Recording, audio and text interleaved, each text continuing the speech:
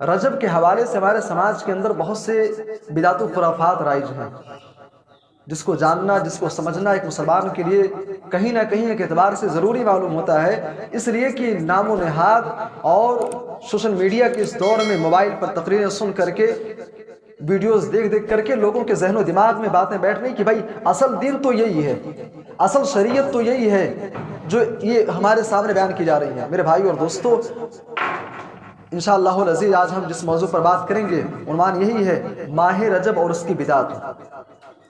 قرآن حکیم سے ایک آیت اور صحیح بخاری سے ایک حدیث ہے، میں نے آپ کے سامنے پڑھی ہے، آئیے پہلے ان کا ترجمہ دیکھتے ہیں اور اس کے بعد پھر آگے بات کرتے ہیں۔ قرآن حکیم کے اندر اللہ تبارک و تعالیٰ نے فرمایا، ان عدت الشہور عند اللہ 12 شہرا فی کتاب اللہ، اے لوگو اللہ تبارک و تعالیٰ کے نزدیک مہینوں کی تعداد 12 ہے۔ اللہ تبارک و تعالیٰ کے نزدیک مہینوں کی تعداد 12 ہے۔ ان عدت الشہور عند اللہ 12 شہرا فی کتاب اللہ یوم خلق السماوات والارض، جب اللہ تبارک و تعالیٰ نے زمین کو پیدا کیا، اللہ نے آسمان کو پیدا کیا، اسی دن سے اللہ کے ہاں مہینوں کی تعداد 12 ہے۔ منہا 4 حرم، ان 12 مہینوں میں سے 4 مہینے حرمت والے ہیں، 4 مہینے قابل تعظیم ہیں، 4 مہینے ایسے ہیں جو اللہ تبارک و تعالیٰ کی نگاہ میں بڑے ہی محترم ہیں، بڑے ہی عظیم ہیں، اللہ تبارک و تعالیٰ کی نگاہ میں بڑی اہمیت کے حامل ہیں۔ اور اس کے بعد اللہ نے فرمایا فَلَا تَظْلِمُوا فِيهِنَّ أَنفُسَكُمْ، 4 مہینے حرمت والے ہیں۔ اب یہاں ذرا ٹھہر کر کے آئیے سے بخاری کی روایت بھی دیکھ لیجئے۔ عن ابی بکر رضی اللہ عنہ عن النبی صلی اللہ علیہ وسلم قال، صحابی رسول ابو بکر رضی اللہ عنہ سے روایت ہے کہ اللہ کے نبی صلی اللہ علیہ وسلم نے فرمایا، ان الزمان قد استدار كهيئته يوم خلق الله السماوات والارض السنة 12 شهرا في کتاب اللہ۔ اللہ کے نبی نے فرمایا کہ لوگوں مہینوں کی تعداد اللہ کے ہاں 12 ہے۔ منہا 4 حرم، ان میں سے 4 مہینے حرمت والے ہیں۔ 3 متوالیات، جب ان 12 مہینوں کی فہرست اپنے سامنے رکھو گے تو 3 مہینے تم کو لگاتار نظر آئیں گے، ذو القعدہ وذو الحجۃ وذو الحجۃ والمحرم، ذی قعدہ، ذی الحجہ اور محرم، یہ 3 مہینے لگاتار ہیں۔ ورجب الذی بین جمادی و شعبان، اور 4تھا مہینہ حرمت والا رجب کا مہینہ ہے۔ اللہ تبارک و تعالیٰ نے قرآن حکیم کے اندر فرمایا 12 مہینوں میں سے 4 مہینے حرمت والے ہیں، قابل تعظیم ہیں، اور اللہ کے نبی نے اللہ کے نبی نے اپنے فرمان کے ذریعے سے ان 4 مہینوں کی وضاحت کر دی۔ 4 مہینے کون کون ہیں؟ ذی القعدہ، 2 مہینہ ذی الحجہ، اور 3 محرم، 4تھا مہینہ رجب۔ اس وقت ہم اور آپ رجب کے مہینے سے گزر رہے ہیں۔ قابل غور بات یہ ہے کہ اللہ تبارک و تعالیٰ نے حرمت والے مہینوں کا ذکر کرنے کے بعد اللہ نے ایک نقطے کی بات بتلائی ہے۔ اللہ نے فرمایا کہ فَلَا تَظْلِمُوا فِيهِنَّ أَنفُسَكُمْ، اے مسلمانوں، سال کے 12 مہینے میں گناہ کے کام کرنا، معصیت کے کام کرنا، اللہ سے بغاوت کرنا، یہ اللہ کی نگاہ میں بہت سخت گناہ ہے۔ لیکن جان لو فَلَا تَظْلِمُوا فِيهِنَّ أَنفُسَكُمْ، خاص طور سے ان 4 حرمت والے مہینوں کے اندر گناہ کے کام مت کرنا، معصیت مت کرنا، اللہ سے بغاوت مت کرنا، برائی کے کام مت کرنا، جھوٹ غیبت مت بولنا۔ فَلَا تَظْلِمُوا فِيهِنَّ أَنفُسَكُمْ، ان 4 مہینوں کے اندر، ان 4 احترام والے مہینوں کے اندر نمازوں کو چھوڑ کر کے اپنے نفس پر ظلم مت کرنا، برائی کے کام کر کے اپنے نفس کے اوپر ظلم مت کرنا، بے حیائی کے کام کر کے اپنے نفس کے اوپر ظلم مت کرنا۔ فَلَا تَظْلِمُوا فِيهِنَّ أَنفُسَكُمْ، ان 4 حرمت والے مہینوں کی قدر کرو، ان کے اندر گناہ سے زیادہ بچو۔ بھائی زناکاری حرام ہے، آپ سب جانتے ہیں، لیکن ایک شخص دنیا کے اندر کہیں اور زناکاری کرنے کے بجائے اگر وہ مسجد کے اندر زناکاری کرے تو اس کا گناہ اور زیادہ بڑھ جاتا ہے۔ آپ جانتے ہیں جھوٹ بولنا گناہ کا کام ہے، لیکن اگر ایک شخص مسجد سے باہر بولتا ہے تو ہو سکتا ہے اسے تھوڑی ہلکی سی سزا ملے، لیکن اگر وہی جھوٹ مسجد کے اندر بولی جائے تو اس کی سزا کچھ اور ہے۔ سال کے 12 مہینوں میں گناہ سے بچنا ہے، معصیت سے بچنا ہے، برائی کے کام سے بچنا ہے، لیکن حرمت والے مہینوں میں ان 4 مہینوں کے اندر خصوصی طور پہ لازمی طور پہ معصیت سے، بدعت و خرافات سے بچنا چاہیے۔ لیکن بڑے افسوس کا مقام ہے، اتنی واضح حدیث ہونے کے باوجود، اتنی واضح قرآن کی آیتیں ہونے کے باوجود آج امت کا ایک بہت بڑا طبقہ مختلف قسم کی بدعت و خرافات میں ڈوبا ہوا ہے۔ اور تعجب کا مقام یہ ہے، جن مہینوں کی اللہ نے تعظیم کرنے کا حکم دیا ہے، انہی مہینوں کے اندر ایک مسلمان، ایک کلمہ گو، نمازی، روزے دار، ایک شخص جو قرآن و سنت کا اپنے آپ کو پابند کہتا ہے، نہ حدیث رسول کا دعوے دار کہتا ہے، وہ شخص حرمت والے مہینے کے اندر ایسے سے بدعات انجام دیتا ہے کہ اگر انسان، ایک مومن سن لے تو اس کے دل، اگر ایک مومن اس کو سن لے میرے بھائی اور دوستو، تو اس کے روگٹے کھڑے ہو جائیں، کیسا مسلمان ہے۔ آئیے ذرا دیکھتے ہیں کون کون سی بدعات ہیں جو ماہ رجب کے اندر، اس رجب کے مہینے کے اندر انجام دی جاتی ہیں۔ لیکن اس سے پہلے آپ تھوڑا سمجھ لیں، رجب کہتے کس کو ہیں؟ رجب کا مطلب ہوتا ہے تعظیم، ادب و احترام۔ اور جب آپ کیلنڈر وغیرہ میں دیکھیں گے تو کیلنڈر میں لکھا جاتا ہے رجب، اور اس کے آگے پھر مضر کا لفظ بڑھایا جاتا ہے۔ حدیث کے اندر جو آیا ہوا ہے رجب المضر، یعنی مضر کا رجب۔ اچھا، یہ مضر کیا چیز ہے؟ میم ضاد را، عرب کے اندر، قریش کے اندر ایک قبیلہ تھا جس کو مضر بولتے تھے۔ قریش کے اندر جو قبائل تھے، ان قبائل کے اندر اس مہینے کی سب سے زیادہ اگر کوئی تعظیم کرتا تھا تو وہ قبیلے مضر کے لوگ تھے۔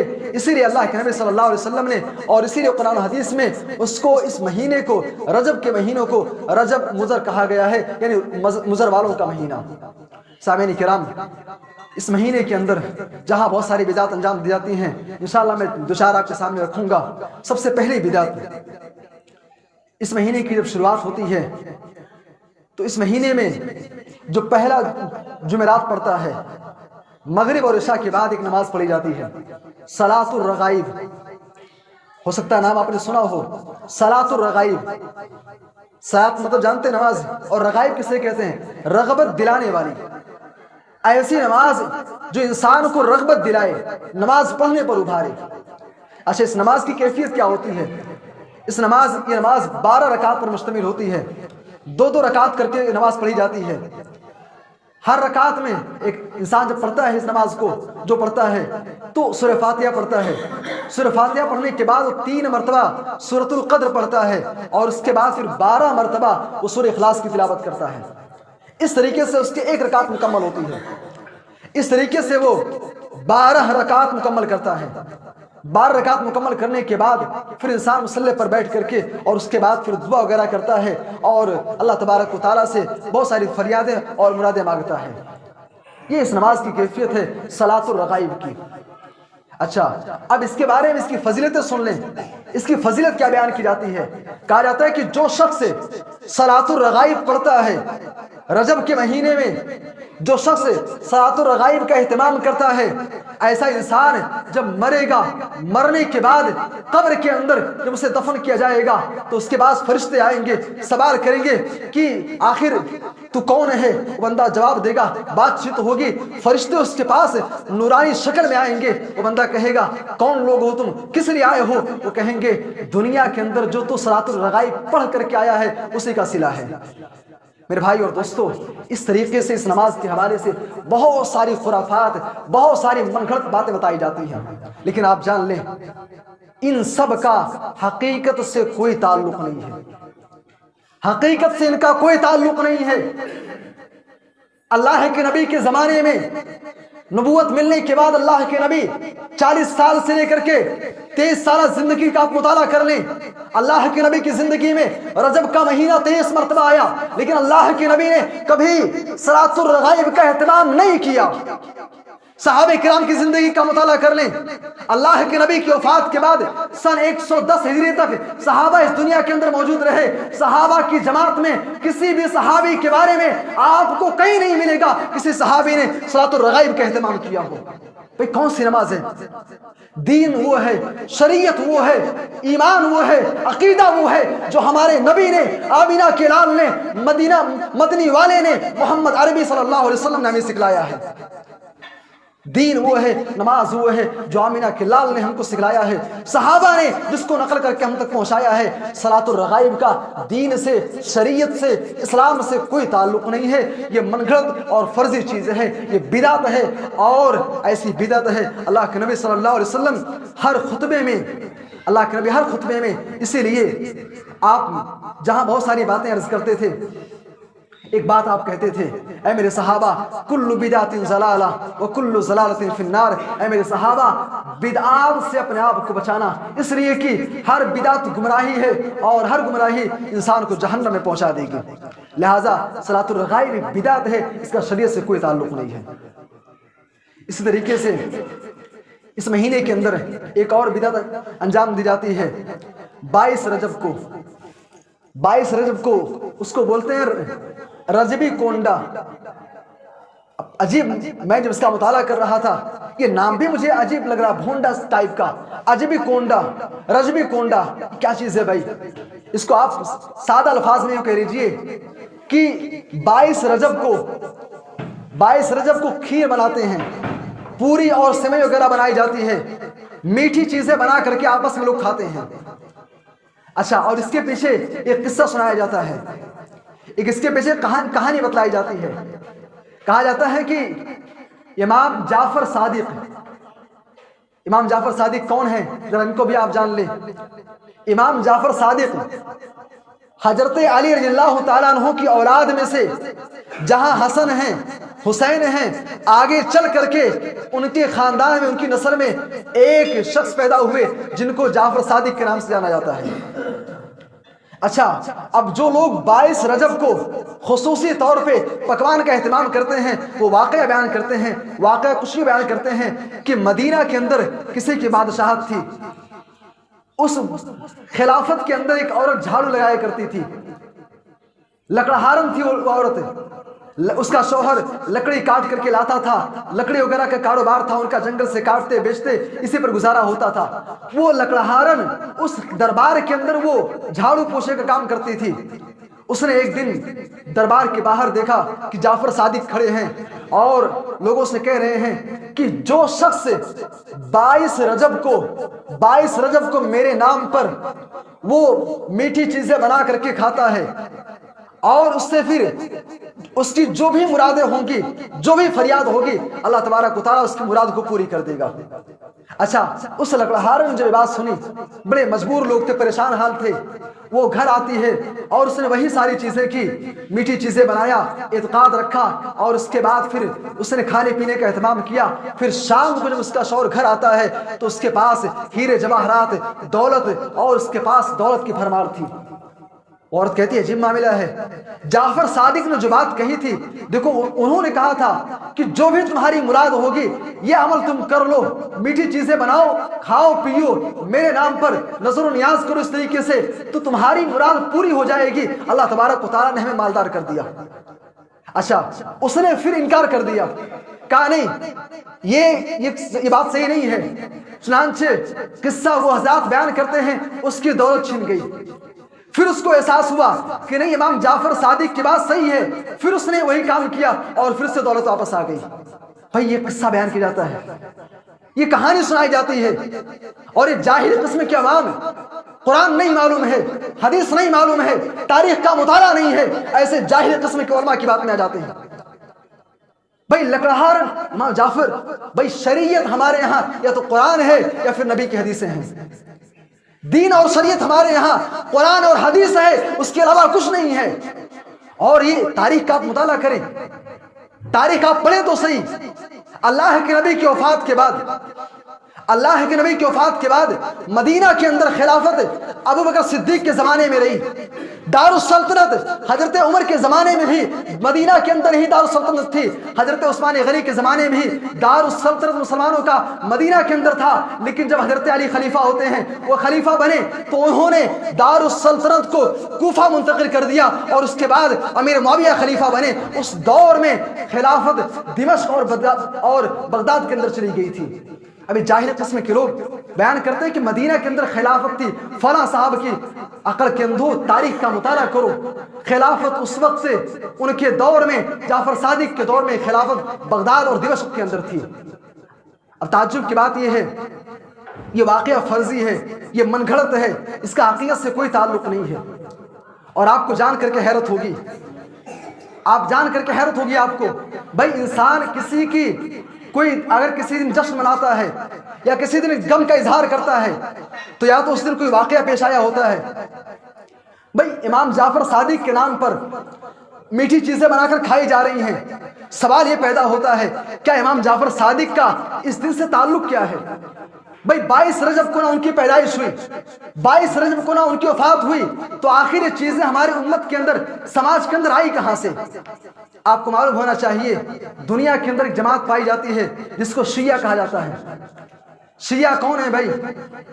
شیعہ امیر معاویہ اور ان کے آل و اولاد کو گالیاں دینے والے، صحابہ کرام کو مرتد اور کافر کہنے والے، ایک ایسی جماعت جن کو اللہ تبارک و تعالیٰ نے جنت کی سرٹیفکیٹ دی ہے، ان صحابہ کرام کو یہ شیعہ حضرات گالیاں دیتے ہیں، ابو بکر صدیق کی ان کے اوپر انگلی اٹھاتے ہیں۔ میرے بھائی اور دوستو، امیر معاویہ کے دور میں امیر معاویہ نے اپنی 20 سالہ خلافت کے اندر شیعوں کا جینا دوبھر کر دیا تھا۔ وہ اسلام کے باغی تھے، اسلام کے دشمن تھے، امیر معاویہ نے ان سے بڑھ چڑھ کر کے مقابلہ کیا، چنانچہ 22 رجب کو امیر معاویہ کا انتقال ہوتا ہے۔ آپ لاجک سمجھیے، حقیقت آپ جانیے حقیقت کیا ہے۔ 22 رجب کو امیر معاویہ کا انتقال ہوتا ہے۔ ان کے انتقال کے بعد شیعوں نے اندر اندر جشن کا ماحول بنایا، خوشی میں انہوں نے میٹھی چیزوں کا اہتمام کیا، اور اس کے بعد پھر دھیرے دھیرے انہی لوگوں سے منتقل ہوتے ہوتے آج مسلمانوں کے اندر چیز آ گئی۔ تو دراصل یہ 22 رجب کو جو پکوان کا اہتمام ہوتا ہے یہ شیعوں سے آیا ہے، اس کا اسلام سے کوئی تعلق نہیں ہے۔ یہ بھی امت کے اندر ایک بدعت ہے، یہ خرافات ہے۔ علامہ اقبال نے کہا تھا حقیقت روایات میں کھو گئی، یہ امت خرافات میں کھو گئی۔ سامعین کرام، اسی طریقے سے اس مہینے کے اندر ایک بدعت یہ بھی انجام دی جاتی ہے۔ 27 رجب کو جشن معراج منایا جاتا ہے۔ بھائی ہم مسلمان ہیں، ہمارا اس بات پر عقیدہ ہے، ایمان ہے کہ اللہ تبارک و تعالیٰ نے آمینہ کے لال جناب محمد رسول اللہ صلی اللہ علیہ وسلم کو آسمان دنیا پر بلا کر کے جنت و جہنم کی سیر کروائی، نماز تحفے میں آپ کو دیا۔ ہم مانتے ہیں، ہمارا ایمان و عقیدہ ہے، اسراء و معراج کو ہم تصدیق کرتے ہیں، لیکن یہ بات آپ جان لیں، یہ بات آپ نوٹ کر لیں، اسراء اور معراج کے حوالے سے کس تاریخ کو یہ واقعہ پیش آیا، کس مہینے میں پیش آیا، مورخین کے ہاں، سیرت نگاروں کے ہاں شروع زمانے سے لے کر کے اب تک اختلاف چلا آ رہا ہے۔ بعض کہتے ہیں کہ رجب کے مہینے میں ہوا، بعض کا کہنا ہے ربیع الاول کے مہینے میں اسراء معراج ہوئی۔ میرے بھائی اور دوستو، مہینے میں اختلاف ہے، سن میں اختلاف ہے، تو اور اسی طریقے سے تاریخ میں بھی اختلاف ہے۔ اب تعجب کی بات یہ ہے کہ 27 رجب کو جو حضرات جشن معراج نبی مناتے ہیں، آخر ان سے کوئی پوچھے کہ آخر کس خوشی مناتے ہو بھائی؟ تاریخ کا پتہ نہیں، اور اگر مان لیا جائے کہ 27 رجب کو اللہ کے نبی نے اسراء و معراج کیا، میں پوچھنا چاہتا ہوں، آپ خود سوال کیجئے کہ اللہ کے نبی نے یہ کام کیا، اگر یہ کرنا درست ہوتا، یہ صحیح ہوتا، تو اللہ کے نبی نے اس کے بعد 10 سال دنیا کے اندر زندہ رہے، آخر آپ نے یہ کام کیوں نہیں کیا؟ بھائی جشن کیوں نہیں منایا آپ نے؟ آپ کے بعد صحابہ کرام نے یہ جشن کیوں نہیں منایا اسراء و معراج کی خوشی میں؟ اگر یہ واقعی درست ہوتا تو ائمہ اربعہ کی زندگی کا مطالعہ کر لیں، امام ابو حنیفہ کی زندگی پڑھ لیں، آپ امام مالک کی زندگی پڑھ لیں، امام احمد بن حنبل رحمہ اللہ، امام مالک، ان کی زندگی کا آپ مطالعہ کریں۔ ہمارے اسلاف کے ہاں آخر چیزیں انہوں نے کیوں نہیں کیا اگر واقعی عبادت کا کام ہے، نیکی کا کام ہے، ثواب کا کام ہے؟ میرے بھائی اور دوستو، اسی طریقے سے اس سماج کے اندر رجب کے حوالے سے یہ تیسری بدعت ہے جشن معراج النبی، جس کا حقیقت سے کوئی تعلق نہیں ہے۔ سامعین کرام، اسی طریقے سے ایک بدعت یہ بھی انجام دی جاتی ہے، اس مہینے کے اندر خصوصی طور پہ قبروں کی زیارت کی جاتی ہے۔ بھائی اسلام ہمیں قبر کی زیارت سے منع نہیں کرتا، قبروں کی زیارت سے ہمیں منع نہیں کیا گیا ہے، باقاعدہ اللہ کے نبی صلی اللہ علیہ وسلم صحابہ کو حکم دیا کرتے تھے، میرے صحابہ فزور القبور، اے میرے صحابہ قبرستان جایا کرو، قبروں کی زیارت کیا کرو، فإنها تذکر الآخرہ، جب تم قبرستان جاؤ گے اپنے بھائیوں کو دیکھو گے جو تمہارے ساتھ کل اٹھتے بیٹھتے تھے، آج وہ قبر کے اندر دفن ہیں، تم کو اللہ کا ڈر تمہارے دل کے اندر پیدا ہوگا، آخرت کا ڈر تمہارے اندر پیدا ہوگا۔ اے میرے صحابہ فإنها تذکر الآخرہ، قبرستان جایا کرو، یہ قبر تم کو آخرت کی یاد دلاتی ہے۔ اللہ کے نبی قبروں کی زیارت کی تعلیم دیا کرتے تھے، قبروں کی زیارت سے منع نہیں ہے، لیکن ایک بات نوٹ کر لیں، کسی دن کو، کسی مہینے کو، کسی وقت کو خاص کر لینا کہ فلاں وقت میں قبرستان کی زیارت کروں گا، فلاں وقت میں جا کر کے میں اتنی عبادتیں کروں گا، فلاں وقت جا کر کے میں یہ کام کروں گا، میرے بھائی اور دوستو یہ بدعت ہے، اس کا شریعت سے کوئی تعلق نہیں ہے۔ اگر کوئی شخص یہ اعتقاد رکھ کے جاتا ہے کہ رجب کے مہینے میں فلاں تاریخ کو فلاں ٹائم میں جاتا ہوں اتنا ثواب ملے گا، ایسا ہوگا تو ایسا ہوگا، میرے بھائی اور دوستو اسلام کا اس سے کوئی تعلق نہیں ہے۔ اسی طریقے سے اس مہینے کے اندر نظر و نیاز کا بھی معاملہ ہوتا ہے، قربانیاں کی جاتی ہیں، بھائی جانور کا ذبیحہ پیش کیا جاتا ہے، بھائی اتنی واضح چیزیں قرآن حکیم کے اندر اللہ تبارک و تعالیٰ نے بار بار یہ بات کہی ہے، خود اپنے نبی کو اللہ نے خطاب کیا، فَصَلِّ لِرَبِّكَ وَانْحَرْ، نماز اللہ کے لیے، عبادت اللہ کے لیے، تلاوت اللہ کے لیے، قربانی بھی صرف اور صرف اللہ کے لیے ہونی چاہیے۔ اللہ سے اگر ہٹ کر کے کسی اور کے لیے اگر ہم نے پیش کیا میرے بھائی اور دوستو وہ شرک ہے، اور شرک ایسا گناہ ہے، ایسا جرم ہے جس کے بارے میں اللہ تبارک و تعالیٰ نے فرمایا ان اللہ لا یغفر ان یشرک بہ ویغفر ما دون ذلک لمن یشاء۔ اے اللہ، اے لوگوں، اللہ فرما رہا ہے تمہاری زندگی کے اور گناہوں کو تو معاف کر سکتا ہوں لیکن شرک کو معاف نہیں کروں گا۔ اس مہینے کے اندر شرکیہ کام کیے جاتے ہیں، جانور کے ذبیحے پیش کیے جاتے ہیں، اسی طریقے سے ہزاری روزے کا اہتمام ہوتا ہے، ہزاری نمازیں ہیں، ہزاری روزے کا اہتمام ہے، بھائی ایک روزہ رکھ لو 1000 روزوں کے برابر ثواب ملے گا۔ سامعین کرام، رجب کی بدعت کے حوالے سے چند باتیں تھیں، بہت ساری باتیں ہیں، خلاصے کلام یہ ہے کہ ہمارے لیے مرجع اور منبع دین اور شریعت اگر ہمارے لیے کوئی ہے تو کتاب اللہ اور سنت رسول ہے۔ اگر کوئی شخص آپ سے کسی عبادت کے بارے میں، کسی چیز کے بارے میں بیان کرتا ہے کہ اس کا اتنا ثواب ہے، یہ ایسا ہے ایسا ہے، میں آپ سے کہتا ہوں ایسے عالم سے، ایسے شخص سے آپ دلیل مانگیے، جو بات آپ کہہ رہے ہو اس کی دلیل کیا ہے، اس کی دلیل کیا ہے، نبی نے کیا کہ نہیں کیا ہے، صحابہ نے کیا کہ نہیں کیا۔ جو بات آپ کہہ رہے ہو آپ دلیل کی بنیاد پر بات کیجئے، آپ دلیل اس سے لیجئے، اس کے بعد عمل کیجئے۔ ایسا نہ ہو کہ کوئی بھی آپ کے درمیان آئے کچھ فضیلت کی باتیں سنا دے اور اجر و ثواب کی باتیں سنا کر کے آپ کو اپنے جال میں پھنسا لے، میرے بھائی اور دوستوں پھر نتیجہ وہی ہوگا کہ ہم تو ڈوبے تھے صنم تم کو بھی نہیں ڈوبیں گے، خود گمراہ ہوں گے اور آپ کو بھی گمراہ کر دیں گے۔ سامعین کرام، یہ ماہ رجب کی بدعت کے حوالے سے چند باتیں تھیں۔ آئیے آخر میں اللہ تبارک و تعالیٰ سے دعا کرتے ہیں کہ اللہ تو ہمیں تمام قسم کی بدعت سے محفوظ رکھ، اے اللہ تو ہمیں خالص کتاب و سنت پر عمل کرنے کی توفیق عطا فرما، اے اللہ جب تک زندہ رکھ اسلام پر، خاتمہ ہوتے ایمان بالخیر پر، آمین۔ وآخر دعوانا ان الحمد للہ رب العالمین۔